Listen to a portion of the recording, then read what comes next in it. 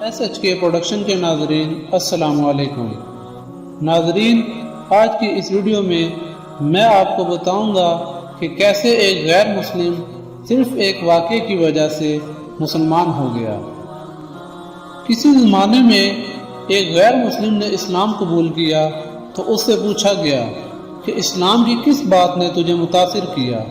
تو وہ بولا کہ صرف ایک واقعہ میری ہدایت کا سبب بن گیا۔ کہا مجلس رسول صلی اللہ علیہ وآلہ وسلم لگی ہوئی تھی، لوگوں کا ہجوم تھا۔ ایک شخص نے عرض کی، حضور صلی اللہ علیہ وآلہ وسلم میرے لیے دعا کر دیں، میرا بچہ کئی دنوں سے مل نہیں رہا۔ قبل اس کے کہ حضور صلی اللہ علیہ وآلہ وسلم کے ہاتھ اٹھتے، ایک شخص مجلس میں موجود تھا، کھڑا ہو گیا، حضور میں ابھی فلاں باغ سے گزر کر آیا ہوں۔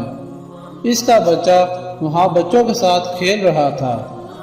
باپ نے جب سنا کہ میرا بچہ فلاں باغ میں ہے تو اس نے دوڑ لگا دی۔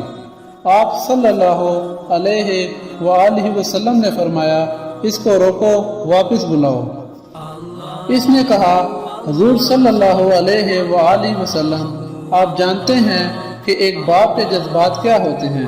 کہا، اچھی طرح سے آگاہ ہوں، لیکن تمہیں بلایا ہے، بلانے کا بھی ایک مقصد ہے۔ اس نے کہا، جی حضور ارشاد فرمائیں۔ کہا، جب بھاگ جاؤ، بچوں کے ساتھ اپنے بچے کو کھیلتا ہوا دیکھ لو تو بیٹا بیٹا کہہ کر آوازیں نہ دینے لگ جانا، جو نام رکھا ہے اس نام سے پکارنا۔ کہا، حضور میرا بیٹا ہے، اگر میں بیٹا کہہ کر بلاؤں تو حرج بھی کیا ہے؟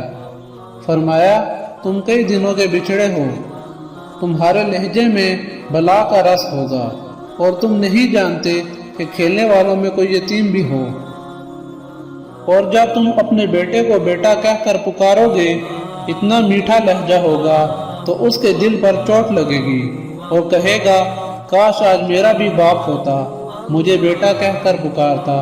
فرمایا، یہ شوق گھر جا کر پورا کرنا۔